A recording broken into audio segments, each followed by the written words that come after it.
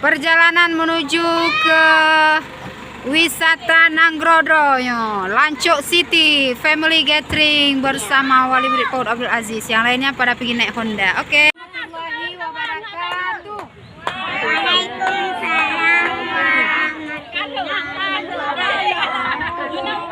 Alhamdulillah, hari ini kami dari PAUD Abdul Aziz melaksanakan kegiatan family gathering ataupun istilahnya kalau dalam bahasa Aceh jak meramin bersama wali murid dan anak-anak kami.